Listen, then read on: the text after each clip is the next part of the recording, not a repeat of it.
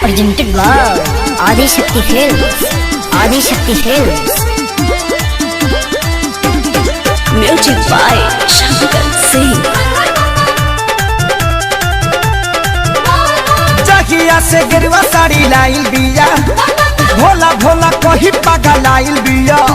जहिया से गिरवा साड़ी लाइल बिया, भोला भोला कही पागा लाइल बिया।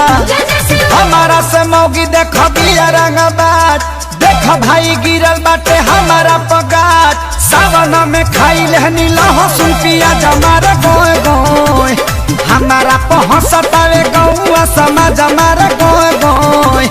सावन में खाइल हनी लहसुन पियाज हमारा गोय गोय। Presented by Adi Shakti Films.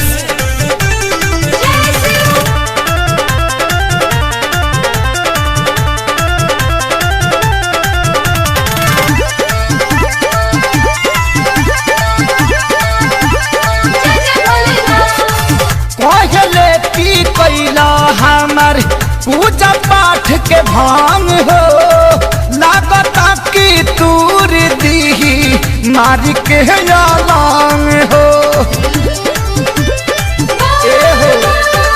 पहले पी कैला हमार पूजा पाठ के भांग हो, लागता की तूर दी मारी के लांग हो। पहल किया नहीं आदत से बात, तुहरा पर है हमार बहुत नुनाच। सावन में खाइल हनी लहसुन पियाज हमारा गोय गोय, हमारा पहुँचतावे गौआ समाज हमारा गोय गोय। सावन में खाइल हनी लहसुन पियाज हमारा गोय गोय गोय। Presented by Adi Shakti Films.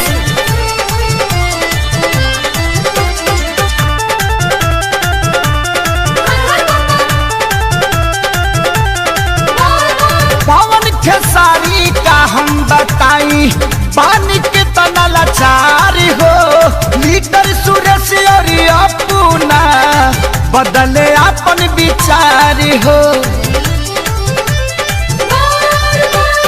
Pawan Khesari का हम बताई, पानी के तना लाचारी हो।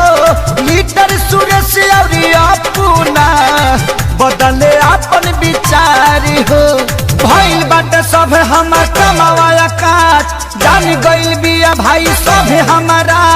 सावन में खाइल हनी लहसुन पियाज हमारा गोय गोय, हमारा पहुँचतावे गौआ समाज हमारा गोय गोय। सावन में खाइल हनी लहसुन पियाज हमारा गोय गोय।